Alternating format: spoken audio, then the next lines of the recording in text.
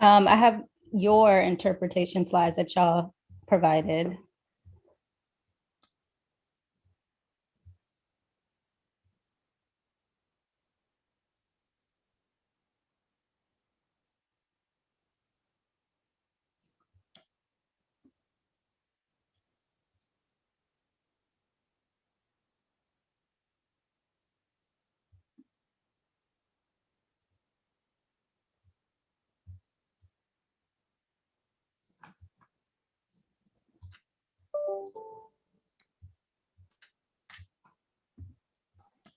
All right, we're good. I can make the announcement. We're set. Thanks, everyone.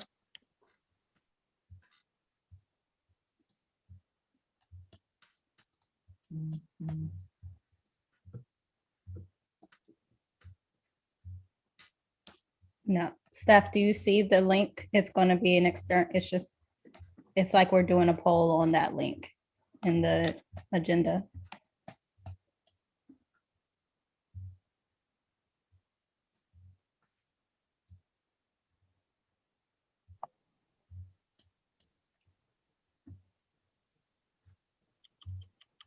Hello. Okay, How are you? doing great. How are you? Hello, everyone. Doing fine, thank you. Oh, it's kind of bright. Okay, yeah, that's good. Better.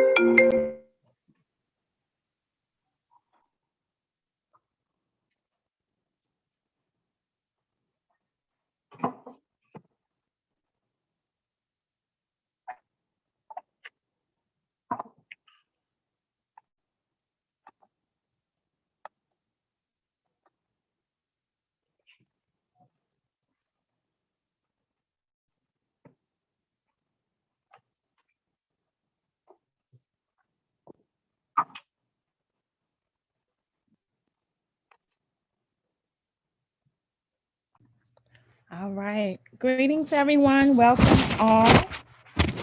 We're going to give it a few more minutes for folks to come in and get started, about 6:05. But welcome to the Durham Town Hall. Durham Workers Town Hall.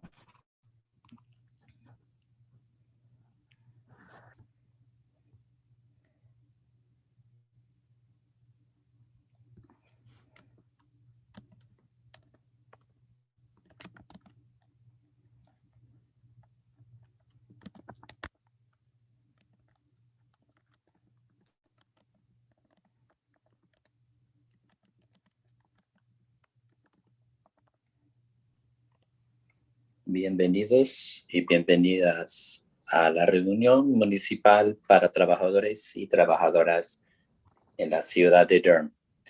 Pronto vamos a comenzar la llamada en 2 minutos. Gracias.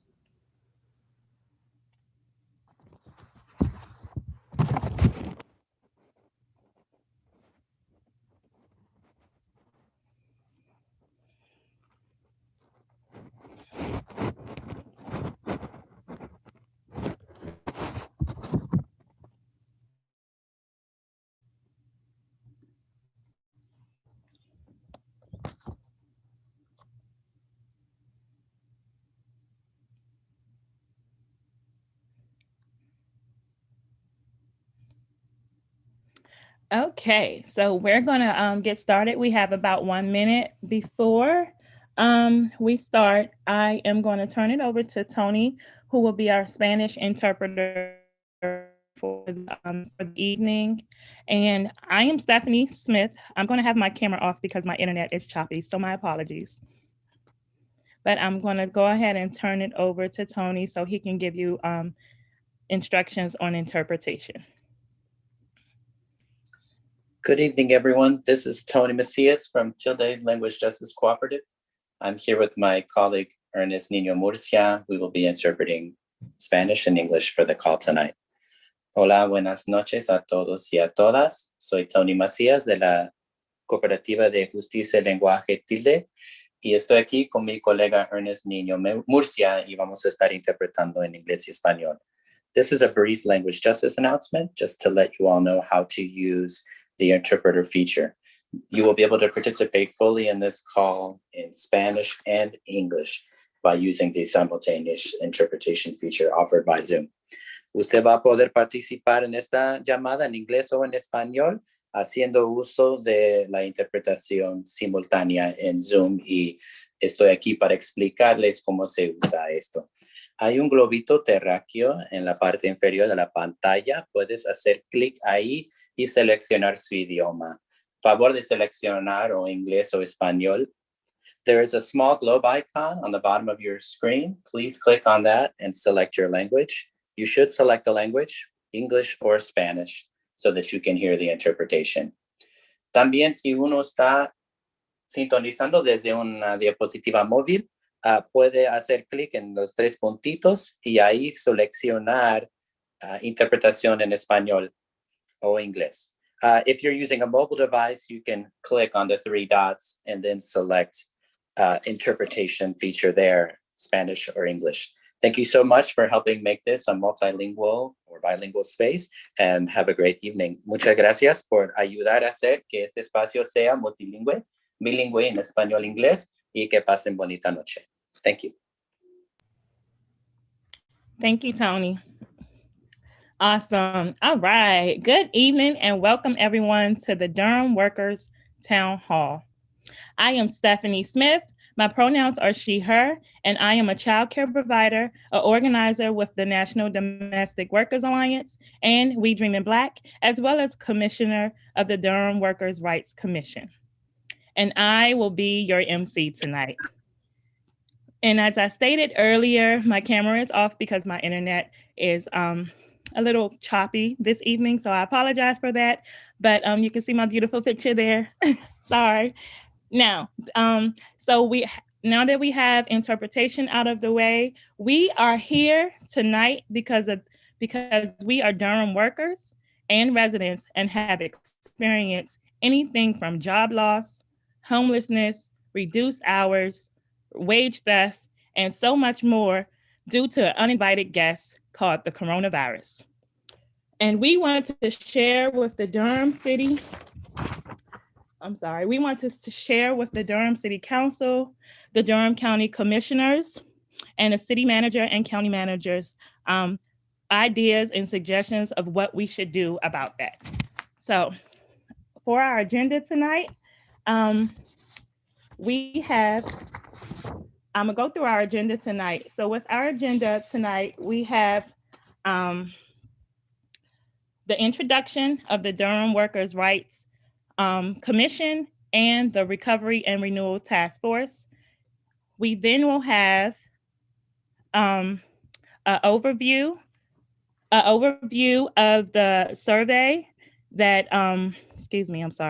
We'll have an overview of the Durham Workers Survey And then then after that, we will open the forum up to workers. Oh, before we have an overview of the survey, we will open the forum up for workers to speak out. And then we will have an overview of workers speaking, an overview of the survey. And then after the overview of the survey, we will send out a link in the chat with a poll for you guys to suggest ideas of what Durham workers need right now. After that, we will then open it back up for workers to speak out about what they heard about the survey, and then tell our city and county officials what exactly is needed and need to be done for workers here in Durham. Then we will have a call to action. Yes, we have some homework. I will give you some ideas of what we can do and what we can do in our community to organize around calling around our workers. All right. So thank you. And let's get started. After the sound of my voice, you will hear an introduction of the Workers' Rights Commission by the powerful leader who has been in the fight for better working conditions and the chair of the Durham Workers' Rights Commission, Mr. Antonio Lester. Good evening. Can everyone hear me? Okay. Glad to be here. Again, my name is Antonio Lester. I have the distinct honor of serving as chair of the Workers' Rights Commission. My fellow members on the commission, if you can, if your camera's on, can you just wave or signify? I want everyone to know who's on the commission. Thank you very much. I'm very honored to work with these people, different various backgrounds. We were established in 2019. Part of our responsibilities and tasks as we were formed by Durham City Council was to act as a public forum for workers' rights, raise pro-worker policies to the Durham City Council, and provide channels of communication among organized and unorganized workers. So tonight's forum is a fruit of that, of those tasks. So we're thankful to be here with the Durham Recovery and Renewal Task Force. It's a group partnership. And if you're here, you're concerned, so welcome. This is an open forum. This is a safe space for us as workers. And this is just the beginning for, this is a forum for a beginning for a progressive and forward-thinking work culture here in Durham amongst the workers in our city. So thank you all for the opportunity, and I will turn it over back to our MC. Thank you, Antonio. Next, you will learn about the Durham Recovery and Renewal Task Force, given by a young lady who is strong and fierce in the labor movement, and she's the NC organizing and director of the National Domestic Workers Alliance in We Dream in Black, and a member of the Durham Recovery and Renewal Task Force, my comrade, Chanel C.C. Croxton. Thank you, Steph, for that wonderful introduction. My name is Cece for all who don't know me, and I go by she, her pronouns. And as Steph said, I'm the North Carolina Organizing Director of the National Domestic Workers Alliance, and also a member of the Recovery and Renewal Task Force. And I wanted to say a little bit about the Recovery and Renewal Task Force and a little bit about this project that we started that has culminated in this town hall today. So the Recovery and Renewal Task Force was first convened in March 2020, the height of the pandemic, and it is a collaboration between both the city and the county, where members of the community, like myself, are able to come together and serve on the task force in order to advise and put into action the steps that are going to help Durham residents stay safe throughout the pandemic, and also allow for our city and our county to really open and recover from the devastating impacts of COVID-19. And as I said, the task force began in March. It's coming to a close next month. But in that time, the task force has been meeting monthly and in between in order to monitor the stats and spread of the pandemic, as well as convene different roundtables that are based off of industries and different interest groups. We've engaged the wider public and moved different proposals to put different segments of our community on a path to true recovery from the pandemic. So if you've seen projects like Back on the Bull, that's been visibilizing how we are able to spread positive COVID protocols. Projects like that have been really foundational to the task force and have been really, really impactful in how the city and the county moves from March until now. And so for myself, I've been working to put a focus on working people within the task force. And from that, we developed this idea for a survey, which we'll talk about later, and an engagement process with Durham workers in order to have feedback, insight, and data to really inform how the Recovery and Renewal Task Force takes the concerns of workers and really puts those into recommendations for both the city and the county. And so we're really happy to have the opportunity to do this and always, do this for the promotion of worker rights, worker well-being, and to make sure that Durham is a model city in the state of North Carolina when it comes to workers and how they're faring throughout the COVID-19 pandemic and beyond. So I'm really happy to be here, and thank you all for joining us. Thank you. Thank you. I'm so excited to hear about the results of the survey in the program. Now that we have heard about the folks who have been working behind the scenes to bring this whole town hall to life, we will move into our first open forum as workers speak out about how their job and how they've been affected by COVID, both at home and at work. First, we will hear from Mr. Daryl Brunson, a solid waste city worker and a member of the UE 150. Daryl, you have 3 minutes to share. Our timekeeper, Nancy Kalo, will inform you in the chat when you have 1 minute and 30 seconds left. You may go ahead.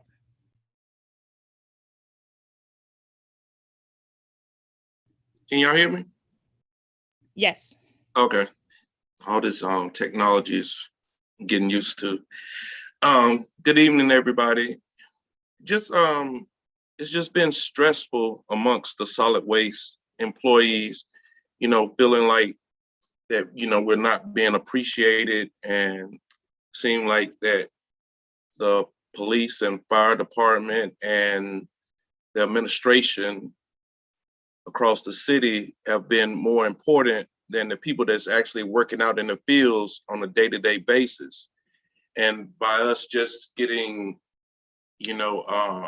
hazard pay for about 2 months is really, an insult, to us as essential workers, to us as employees and to our family, because a lot of people are not able to go work, their second job or their little side business or whatever, because everybody was, deemed to stay inside.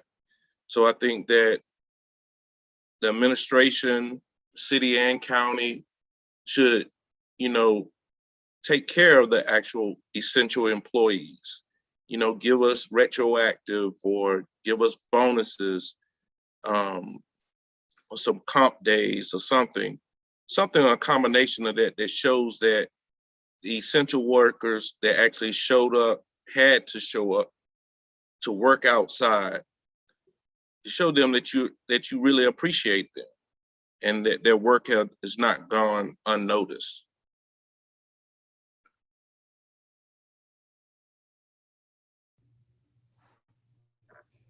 Thank you, Daryl. You're welcome. Awesome. Next, we will hear from another comrade of mine, Miss Danielle Caldwell, a Durham child care provider and a member of the National Domestic Workers Alliance and We Dream in Black. Hello, my name is Danielle Caldwell and my pronouns are she and her. And I've been a child care provider for 20 years. And when the pandemic struck, we were essential workers. And from the very beginning, not understanding COVID and what it was, a lot of my parents immediately withdrawn. So within 2 weeks before the county shut down, my enrollment went to half. And I knew I had to stay open for essential workers. And then the call came in the city of Durham shut down except for essential workers. And I did have essential workers. I had a hospital worker and a postal worker. And I had to figure out how to safely care for children. And with half of my salary cut in half, I had to figure out how to safely care for children. And the first thing I did was to buy an air purifier. I also bought a steam cleaner. And it's very difficult to explain to children why they cannot play with each other and how to wear masks. So the stress of not understanding the virus, what it would do. So we're talking about in the beginning stages where there were high deaths and disproportionately African Americans and Black and Brown people were dying, and we really didn't understand the disease. And I showed up for work every day. And although there was some relief, I was amongst those who could not apply for unemployment. So this has negatively affected me, and it still does. Right now, I have to quarantine because there has been another exposure. And so although the state has made some provisions, still more needs to happen. But thank you so much for having me. Thank you both for sharing your stories. As we all know, this has been a hard time for many of us working and owning our own businesses and just experiencing reduced hours. And that is one of the reasons why we are here tonight. Some of us here tonight may have participated in a survey that was open a few weeks ago, asking questions about working conditions and how your employer may or may not have accommodated your hard work during this pandemic. The Durham Workers' Rights Commission and the Recovery and Renewal Task Force issued this survey to obtain real feedback from Durham workers and residents. Tonight's town hall is another feedback loop we will use to gather info about workers' needs right now. Can somebody put in the chat right now? My fellow Durham Workers' Rights Commissioner, Brian Powell, and the Recovery Renewal Task Force member, CC Croxton, will share the outcomes of the workers' survey. I will now share my screen and Brian will start. Give me 1 second.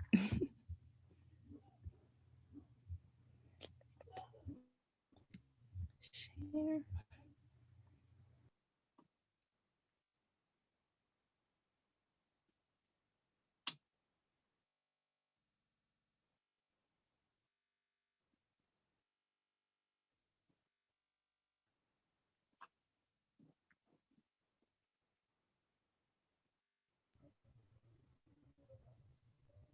And Brian, you are good to.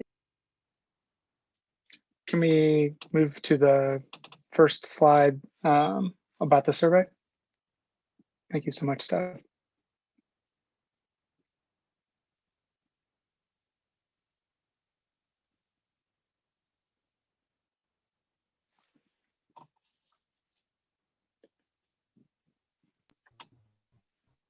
And I'll apologize to right here? everyone in a, no, it's there we go.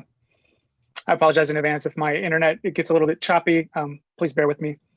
So yeah, we did a survey. We got a pretty good response, over 750 respondents who were working in Durham County at the start of the pandemic in March of 2020.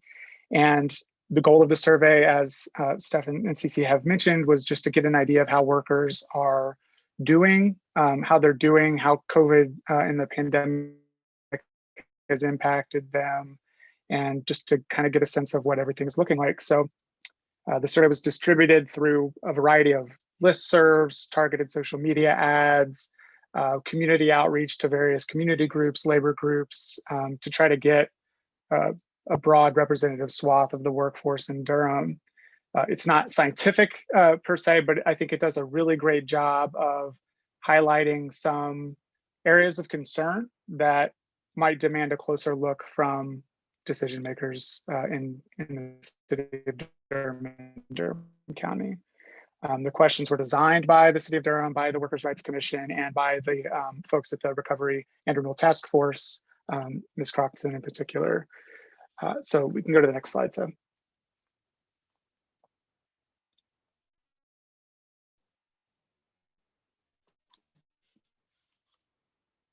So this is the, sorry, back one.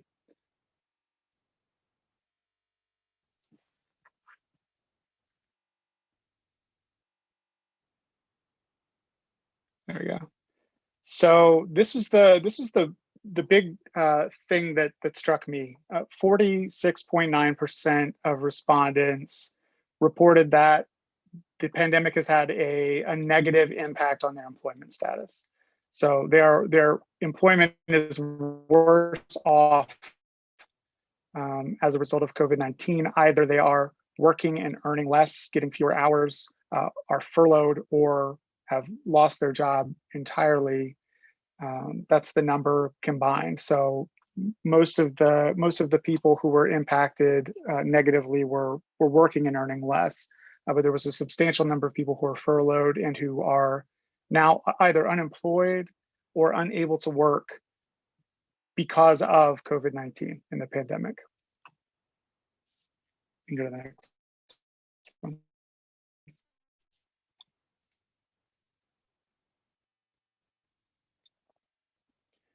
So there were a few different kind of categories of things the survey was trying to get a sense of. One of them was workplace safety. And there were a variety of questions that tried to get to the heart of how safe workers in Durham are in the workplace related to COVID-19. I suppose the good news is that over 87% of workers responding believed that their employer cares about their health and their safety with regard to COVID-19. So that's great. Perhaps the bad news is that there are many workers who feel unsafe and who find it difficult to protect themselves and stay safe at the workplace. So here we see 18.7% of respondents identified that their workplace does not provide adequate personal protective equipment, either never or only sometimes. And 13.9% found it difficult or very difficult to follow COVID-19 prevention measures at work. So this is concerning. I'll say that a full 21.7% of workers feel moderately or extremely at risk of getting COVID at the workplace. So that's a very substantial slice of the workforce in Durham, and that's pretty concerning. I will say just one interesting fact. There are 21% of respondents reporting that their employer is going to require a vaccine as soon as their workers are eligible.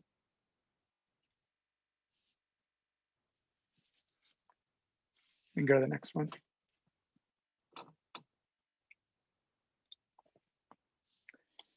So another thing that the survey tried to get a sense of was how workers are doing with regard to rent, with regard to utilities, food, basic necessities. And there are some problems. 24.3% of workers responded that they have either slight or no confidence in their ability to pay their rent or mortgage this month. And 35.9% reported that they were at least 1 month behind on rent or mortgage at some point during this pandemic. Nearly 14% of the people who took the survey reported that they have been at least 3 months behind their rent or mortgage payments at some point during this pandemic. We also have 24.1% of workers reporting either slight or no confidence that their household can afford basic necessities this month. And in fact, only just over half, 54%, had high confidence that they could afford basic necessities this month. That's a heck of a lot of people who are struggling just to survive in this pandemic and aren't able to get what they need or have confidence that what they need is going to be coming to them in the short term. So we can go to the next one.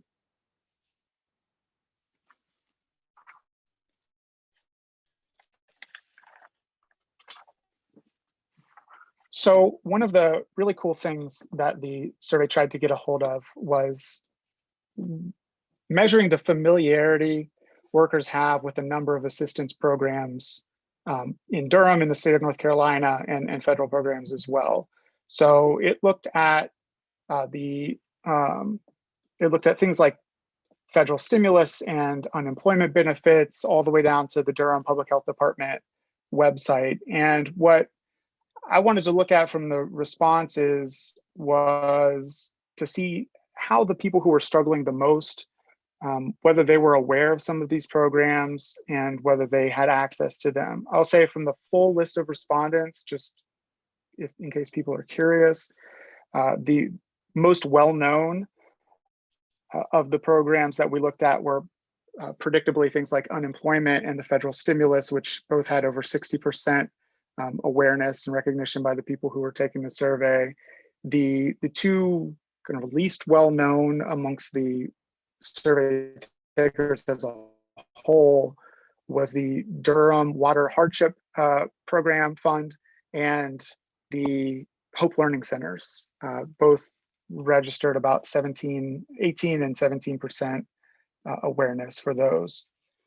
So looking more closely though at the people who indicated that they were more than 5 months behind on rent, only 57.5% of those individuals were aware of the existence of the HOPE program, Housing Opportunities and Prevention of Evictions program. The Durham Eviction Diversion Program, only 30% of people who indicated that they were more than 5 months behind on their rent were aware of that program. And we also asked whether people had used these programs. 35% of people who were very far behind on their rent had used HOPE, and only 5% had used the Durham Eviction Diversion Program. There could be a lot of reasons why they didn't use those things, but I think the awareness part in particular is important for officials and decision makers to keep in mind. So I also looked at people who have slight or no confidence in their household's ability to afford the basic necessities this month and what their familiarity with some of these programs, awareness of some of these programs are. None of the programs, excluding unemployment and the federal stimulus, enjoyed greater than 50% awareness. The low-income home energy assistance program was 44%, 44.5% of respondents were aware of that program. And from there it goes down. So the Durham County Emergency Financial Assistance Fund, only about 36% of the people who indicated that they have slight or no confidence in their ability to afford basic necessities this month were aware of that program. About the same amount, slightly less, 34%, being aware of the Housing Opportunities and Prevention of Evictions program. There were only 22% aware of the Durham Eviction Diversion Program, 25% aware of the North Carolina Restaurant Workers Relief Fund, and the Durham Water Hardship Fund. Only 20% of respondents who had very little confidence that they could afford their next basic necessities this month were aware that program exists. So you can go to the next one. Steph, thanks. There's a lot more data and numbers for us to look at, and it's a really great resource to have this survey, and I'm hopeful that we could, even do follow-up surveys in the future. I think there's room to boost awareness of some of the programs that already exist, so that more people who are really struggling know what they can access and what's out there that's available to help them. So what's next? There may be room for some other programs and trying different things, and Cece's got a lot to talk about on that. Thank you. Thanks, Brian. Thanks for running through all of that data. I think all of those responses tell, very vivid stories about how COVID-19 has really impacted working people in this time.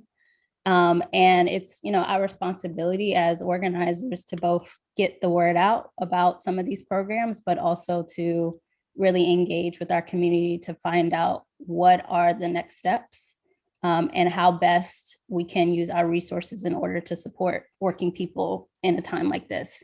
And so I wanted to walk us through some of the programs that exist already that, we talked about in our survey to let folks know, our county and our city are doing a lot.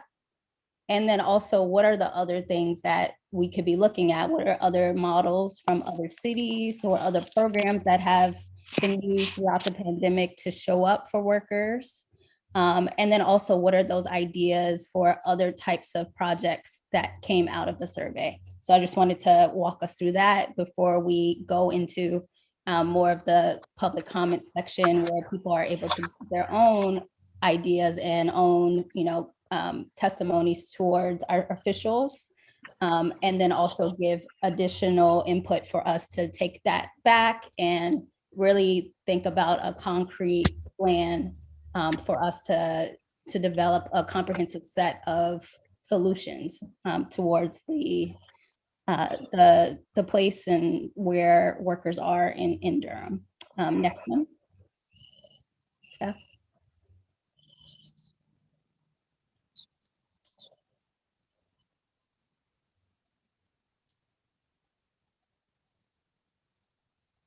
You can go to the next one.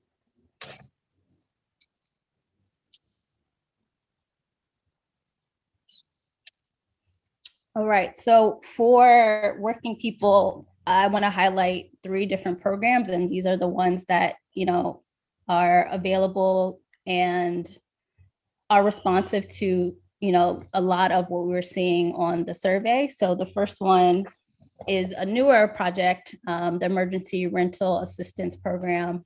And that one is available from a collaboration from both the city and the county, and is funded by money that came from our federal government in December, where the city and the county have received around 9.6 million, and are also anticipating additional funding. And what this program does is it helps renters for up to 12 months to be able to afford their rent, to for their utilities, or to pay back on some of those backlogged payments that they've missed because of the impacts of the coronavirus.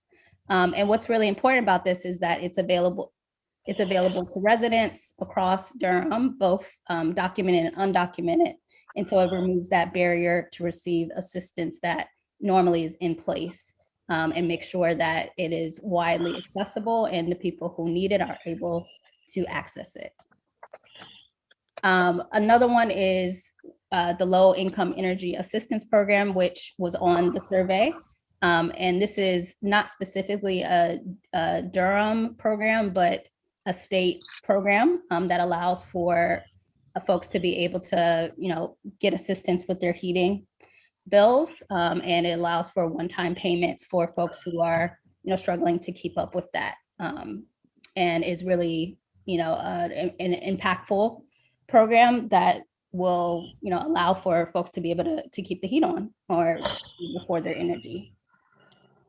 And the last one, the Durham Water Hardship, does the same thing with water, and allows for residents to be able to apply to get assistance with their water bills. And these are all things that, came up in the survey. So we want to make sure that we're able to continue to promote them and make sure that when there are resources available, that people are connected to them.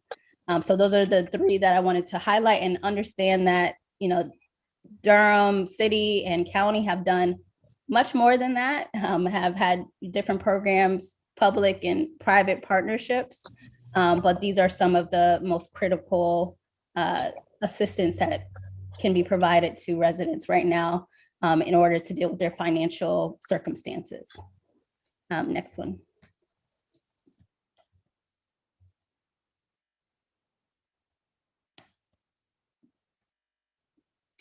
So I wanted to walk through just some models for what has been done throughout the pandemic that, is a good kind of beacon of light to look towards for Durham, and to glean ideas for how other cities have helped workers and have focused on workers in the recovery efforts.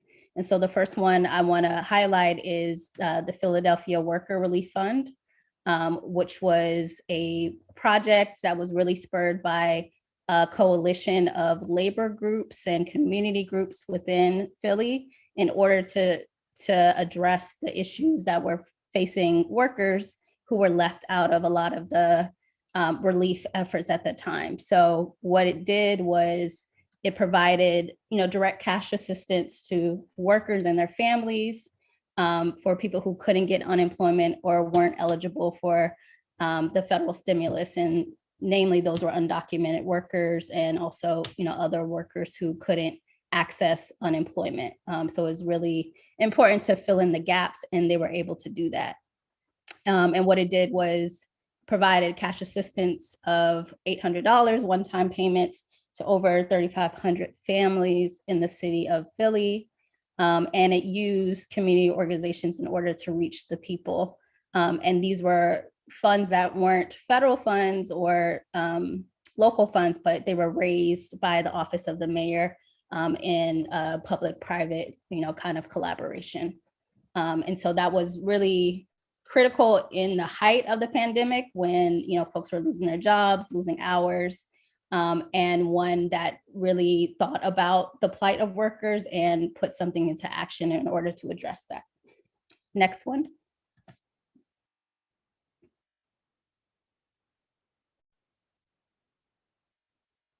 And then you can go to the next one. So the next one I want to highlight is the tax amnesty program in Richmond, Virginia. And this is one that I wanted to highlight because a lot of the efforts or kind of relief funds have really focused on renters. And there also been issues for, homeowners who are struggling to keep up with the payments of their taxes and are also facing a similar financial forecast for their own families and their own households. And so this program is a program that was built between the Department of Finance, the city attorney, and also city council. And what it did was allow city to waive the penalties on interest for any delinquent taxes, and then allowed people to be set up for payment plans over 6 months in order to catch up on those real estate taxes. And so, this is a great example for looking at the broad spectrum of residents, both renters and homeowners, and allowed for, the city to really step up and be able to waive those fees so that it didn't continue to accumulate. And that might be something that we can consider in Durham as well. Next one. And you can go to the next one. So Austin had a couple of programs that were sector specific, which I thought was really interesting, thinking about some of the industries that are central to those local economies, and really focusing on getting relief to those workers who are in those specific sectors. And so one of the programs was the Creative Writers Relief Program, and allowed for up to $2,000 grants to cover immediate needs for people who were in creative industries. And so in Austin, that is a really prominent industry. And so they raised $3.5 million in order to allocate those funds to those workers. and allow for that specific industry to stay afloat.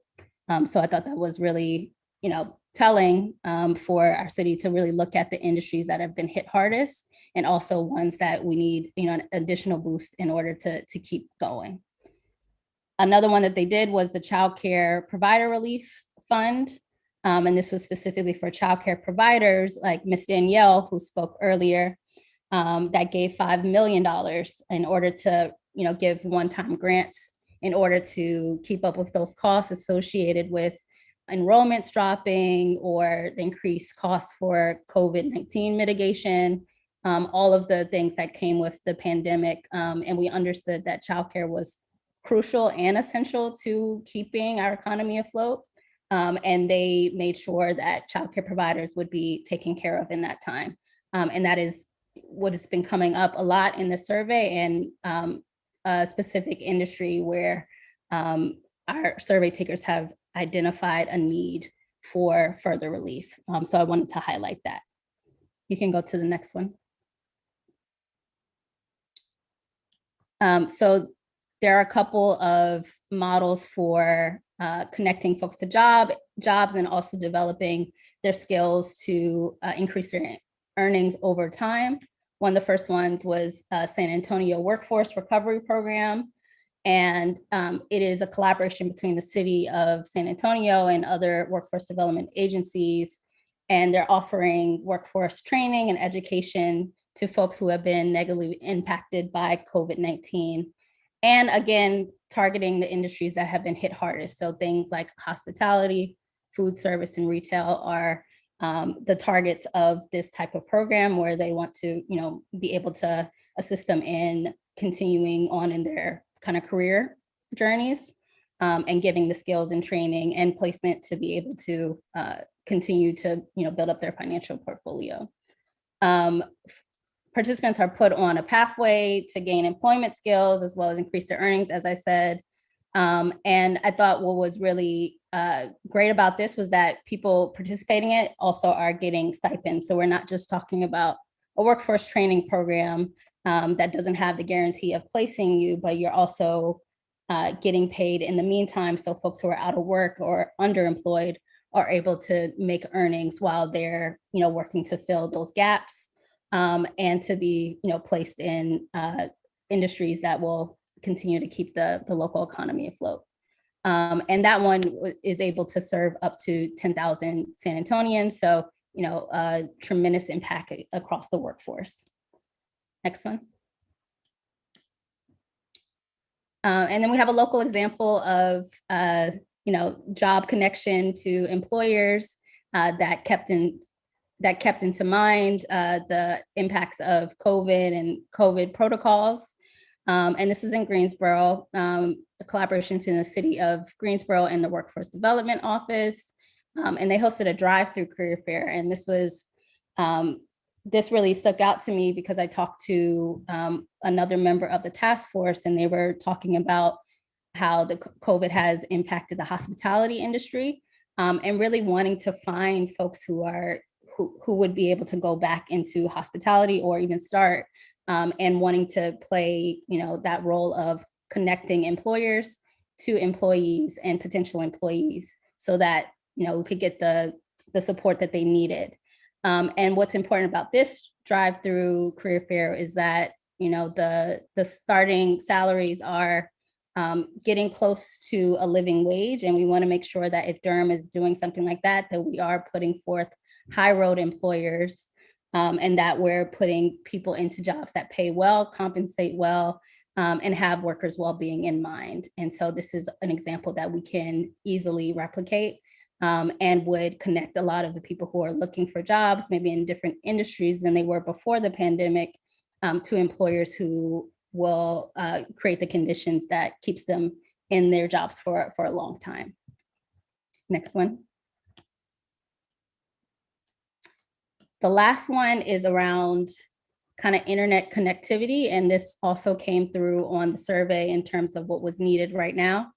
And understanding that a lot of the places that folks go to get their internet were closed throughout the pandemic.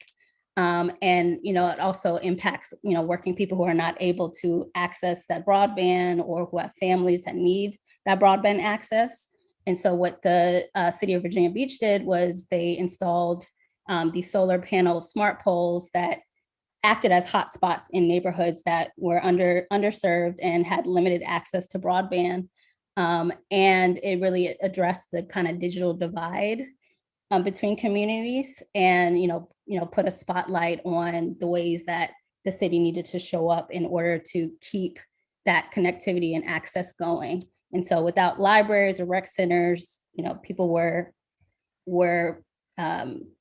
not able to connect as they usually do. And so this was intentionally brought to the people in order to keep them running and make sure that they are able to, look for job opportunities or connect for education for their kids or families or whatever else. And so because technology and connectivity were coming up in the survey, these are also examples for what could and might happen in Durham.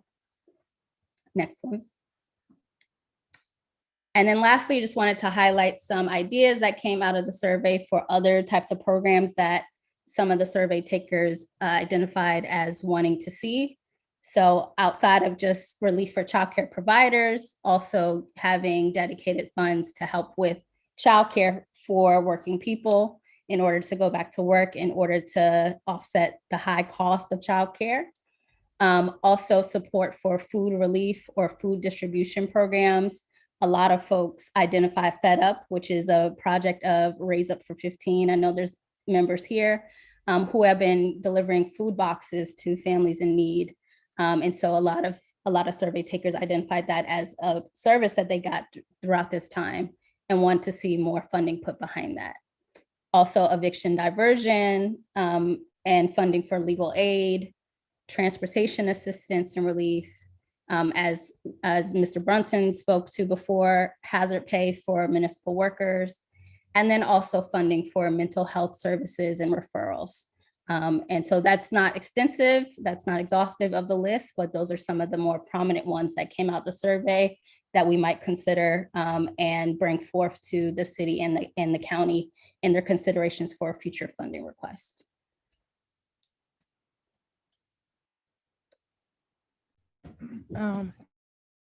CC and Brian for sharing the results of the survey. And thank you for sharing ideas of what Durham can do for relief for our workers. Now we will move into an interactive piece. As I mentioned in the beginning, we do have a small interactive piece in which we will drop a link in the chat that has a poll and asking for your input for programs and other ways Durham can fund workers. We will also take a few minutes to share your thoughts and suggestions on what Durham can do for workers. The links will be dropped in the poll, so we'll give you guys just a few minutes to pull up that. The link will be dropped in the chat, I'm sorry.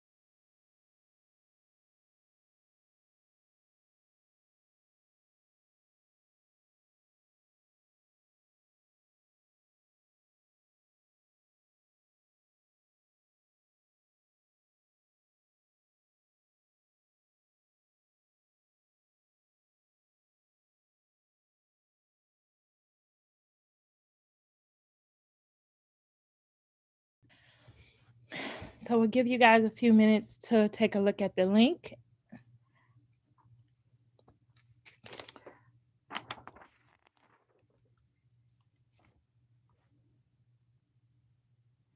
And we will then move into our second public comment session.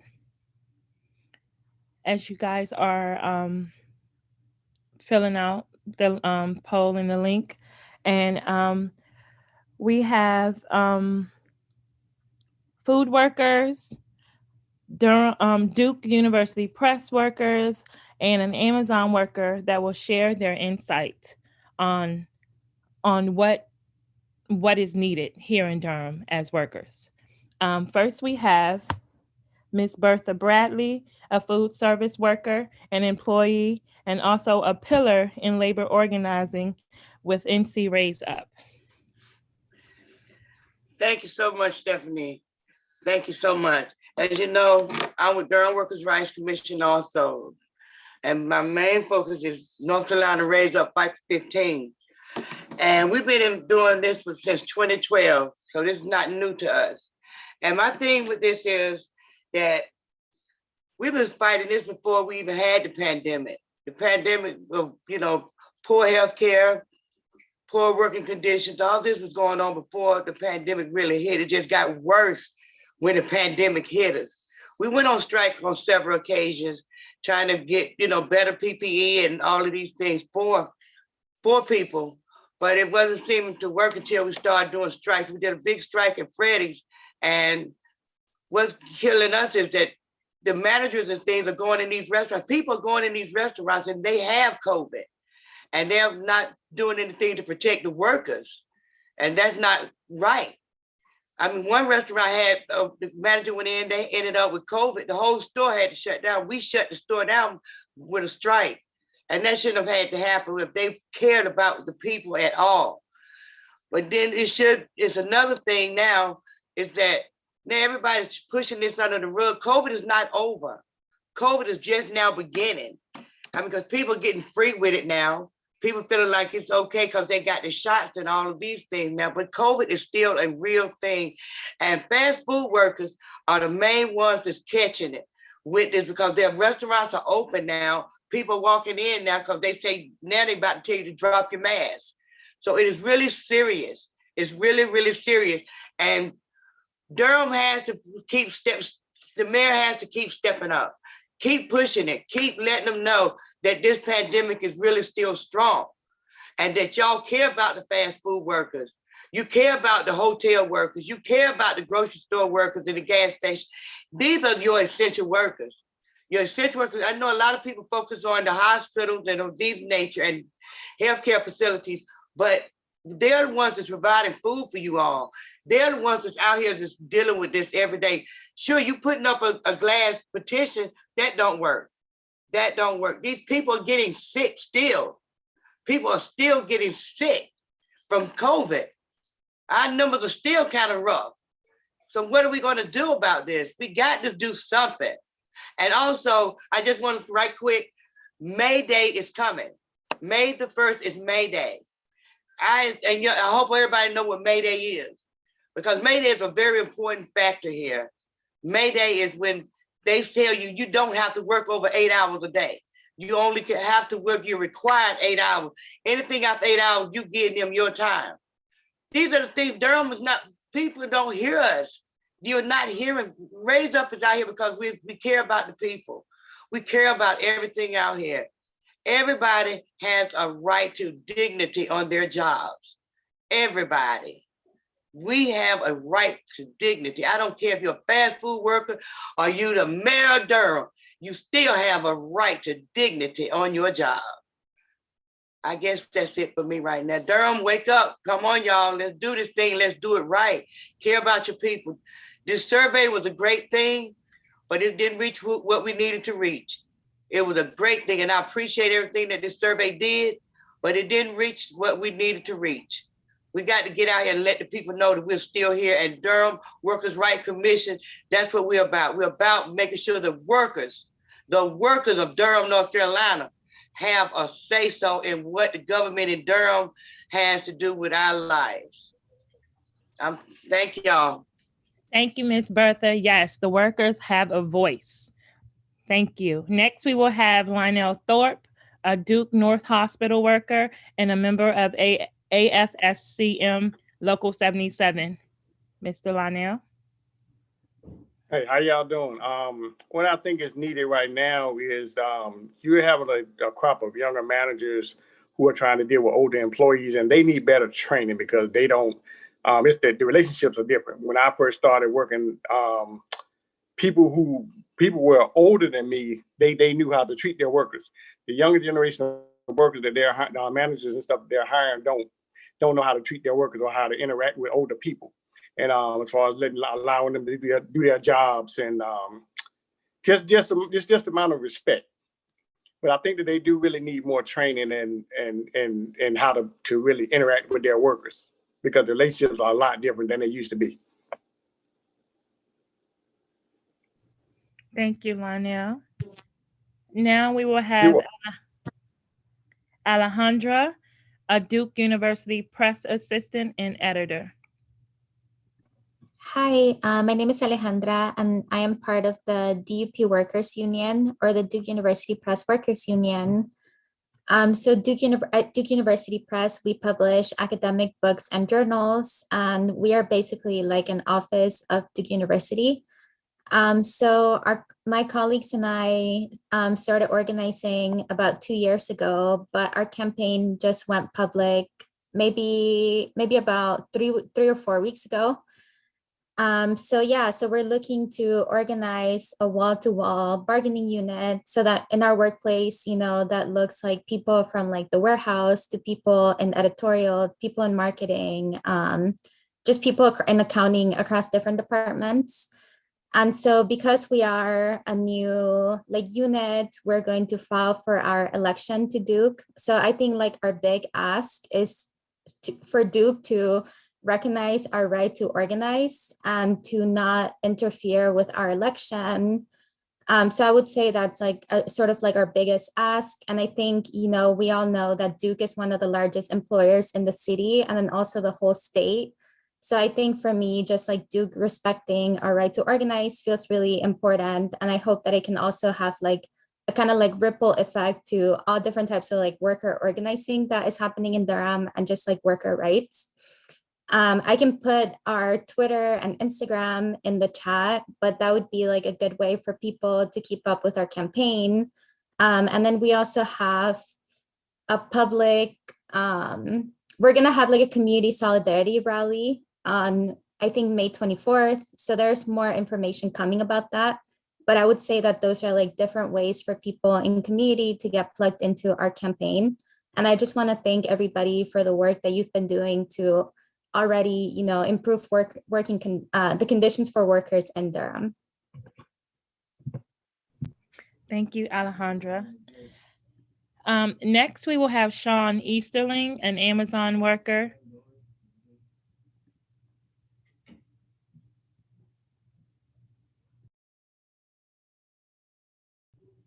Is Sean here tonight?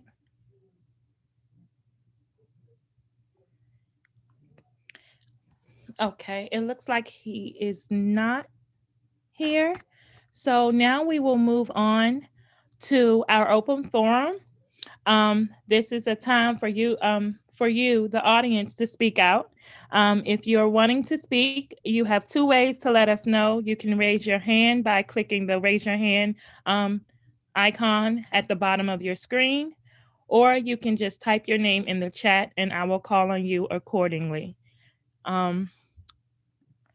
So let's see, we have Ms. Hela who wants to speak. Please remember, each person has about a minute to a minute and a half to speak, and the timekeeper, Nancy Kalo, will inform you when you're almost at your minute.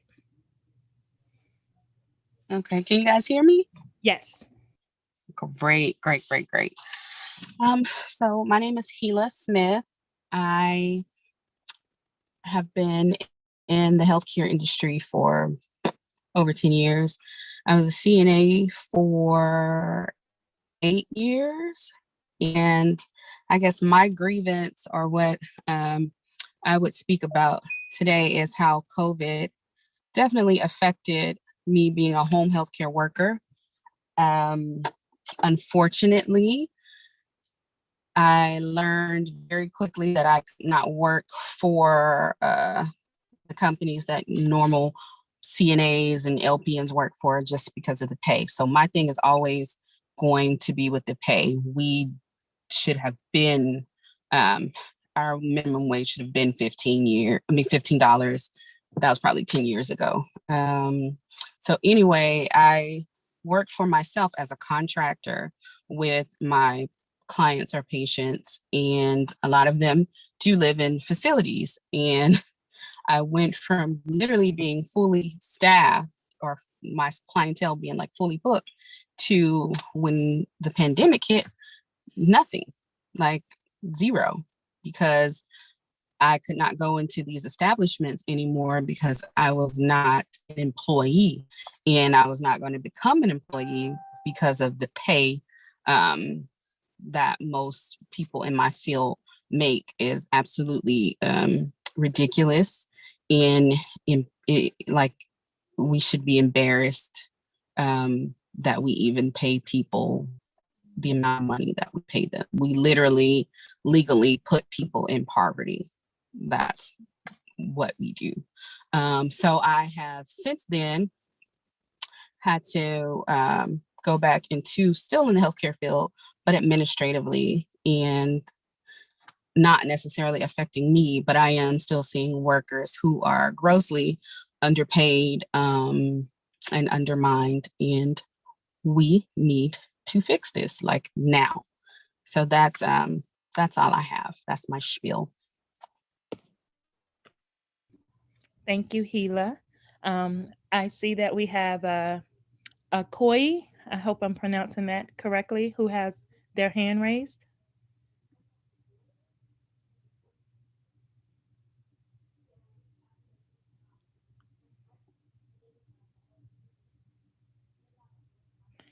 You can unmute.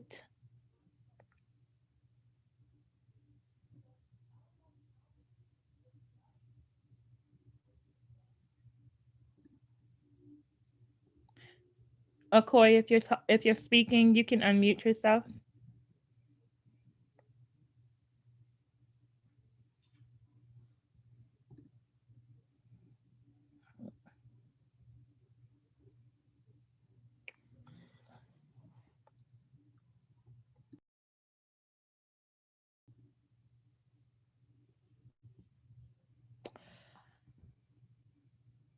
All right, we will move on.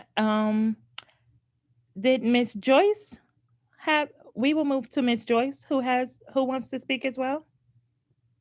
Joyce Williams.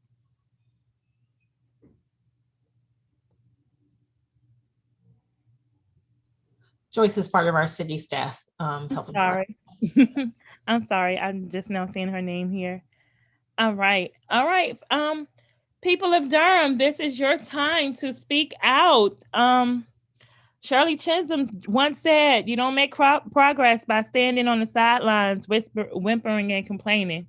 You got to take action to implement some ideas. This is that time to implement ideas. We have the city council here. We have the city manager. The commissioners are here. We want to hear what Durham needs for workers. Raise your hand, put your name in the chat.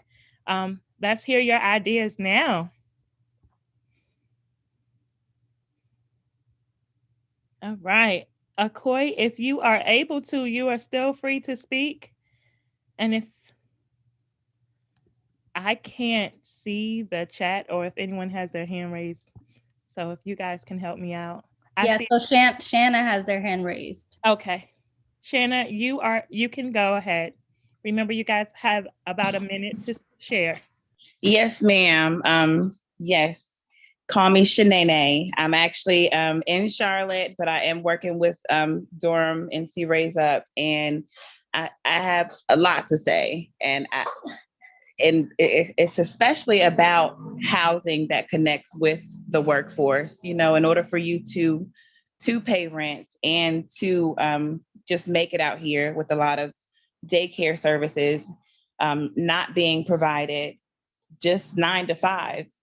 You know, I worked third shift, and it was really hard to cater to my daughter once I had her working third shift, because a lot of daycare services aren't provided for that time.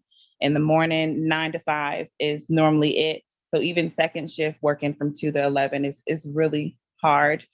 trying to make $10 an hour work with 40 hours a week in between that time. I think that may be similar about the area that I'm actually in to, relate to Durham.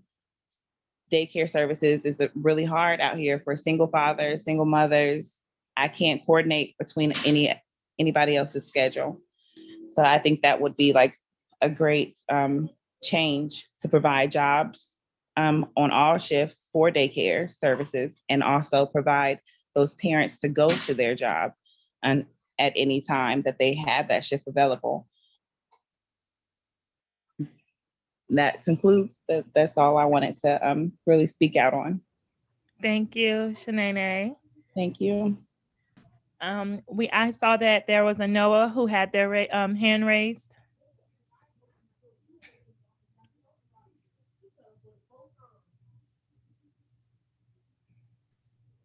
Hey. Hi. All right. Can everybody hear me? Yes. All right, cool. So I just had a brief question. It seems like most of the things that we've talked about is the economic struggle of the workers for, more benefits and, just decent wages. But is there any plans for raising the economic struggle to the political struggle? So, yeah, I don't know if you need me to elaborate on that. You can a bit, and if anyone, Brian or Chanel, if you guys want to take answer. All right. All right. So many of the things that it seems we're all fighting for is, economic rights and, a higher minimum wage and things that generally benefit the workers.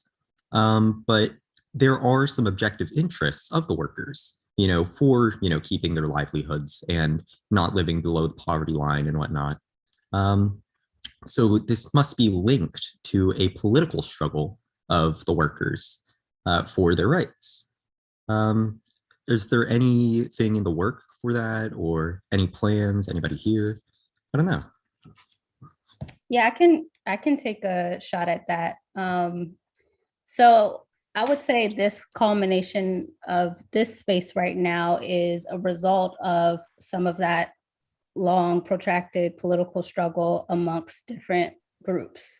So originally, the Durham Workers Assembly was established in, let's say, the end of 2017, and that was a coordinated effort amongst groups like Raise Up for 15, the Public Service Workers Union, the AFL-CIO, community groups, faith institutions, National Domestic Workers Alliance, Democratic Socialists of America, a ton of groups in Durham who were coming together to figure out how to both, fight for those economic rights that you talked about, and then also to do the long-term work of creating Durham as a model city that could be supported both from our officials and then also through our on-the-ground action. And so we are very much based in base building organizations that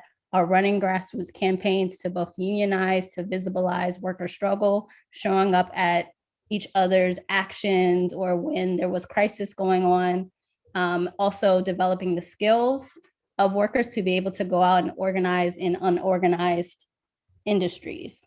And so that is very much part of this movement that we have in Durham. And what has come from that, one of the pieces have been the Durham Workers' Rights Commission, which is a way for grassroots movement to relate to our official bodies in order to continue to elevate those struggles. And so I know there's a ton of organizations here that are part of this tonight that we're connected to that are in Durham and beyond who are doing that long-term work. And we're not just talking about asking for relief from our city officials, but we're also doing that work every day in order to continue to elevate the material conditions of workers on the job. So I would say, all of those things are happening. This survey project is a part of it for being able to meet immediate needs, but there's also that long-term work that needs to be done and is happening. All right, thank you. And I'll just add to that, it can't happen in the silo of Durham either, because the state of North Carolina's political situation is dire when it comes to preemption and other constraints that Raleigh puts on communities across the state. So that political power has to be built out from Durham throughout the rest of the state to take back power in every way possible in order to free communities to do what needs to be done to benefit workers in their communities. Right. All right. Thank you for that answer. And I think Steph is actually going to talk about some next steps, how we can get connected to the Workers' Assembly as well as the Durham Workers' Rights Commission as a way to, plug into existing efforts. But we are always open and welcome to making sure that wherever there are workers, there's a way for them to get organized and have the support to do so. So we have some immediate next steps, and we can also talk further. All right, thank you, Cece. Yes, so next steps. The survey was part 1. Tonight's town hall is part 2 of obtaining the feedback of obtaining feedback from workers. Now we will take all of this collective feedback and put it in recommendations and be given to the City Council, the Durham County Board of Commissioners, the City Manager, and the County Manager as well. So please look forward to receiving those. And I have a call to action for my audience and everyone on this call.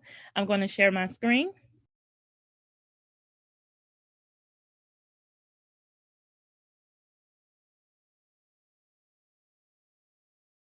All right. Ms. Bertha has mentioned May Day. May Day is this Saturday, May 1st. So I call on the City of Durham, workers, residents, everyone, come out to May Day Live. Worker power is the answer. It'll be this Saturday from 12 to 2. For more information, please visit the social media sites that you see here on the screen to learn more about more details. This event will be live streamed. You can it will be an art mural going on. It will be interviews that will be live, and so workers can speak out and share their stories. So that is this Saturday, May 1st, and this will be put on by NC Raise Up Fight for 15 in the Durham Workers Assembly. This Saturday, May 1st, 12 to 2. Next, if you want to connect with the Durham Workers' Rights Commission, we meet every third Tuesday of the month at 6 p.m. Workers are welcome to speak out for public comment between 6 o'clock and 6:15. Of course, if it goes over a bit, we will allow that. But please, if you have anything that you want to share, Noah, as you mentioned, if you want to speak out and join us, please come join us. We are now via Zoom because of the pandemic. Not sure when we will be back in person, but we are Zooming. And that is every third Tuesday at 6 p.m. And workers can speak out between 6 and 6:15. Lastly, the Durham Workers' Rights Commission established a Bill of Rights November 2020, and we sent it off to the Durham City Council. We are asking tonight that Durham City Council, Durham Board of County Commissioners, and the city and county managers please adopt the guidelines for the city and county workers in Durham. You've heard plenty of stories tonight about how workers have been affected with wages, homelessness, unable to take off because of childcare, or losing their job because of childcare, or sick leave, lack of sick leave, and just all about unhealthy working conditions. In the Bill of Rights, we have these guidelines in there, and we ask that all of you please adopt them. We will drop a link to to the Workers' Bill of Rights in the chat for those who want to take a look at that, at the Bill of Rights. And this concludes our first Durham Workers Town Hall. And thank you everyone for coming out tonight. Thank you to all the City Council, the Durham Board of Commissioners, city managers, and county managers for coming out tonight. We appreciate you. And most of all, thank you, Durham, Bull City, workers and residents for joining us and speaking out. Hope to see you guys at May Day this Saturday. Thanks, y'all. Thank you. Thanks for moderating, Steph. Thank you. Thank you all for coming out. Steph. Good night, y'all. Good night. Good night. Thank you. Thank you, everybody. Thanks so much. It was a wonderful town hall. I really learned a lot and so grateful for your organizing and look forward to working with you to get some of these things done. Thank you. Thank you.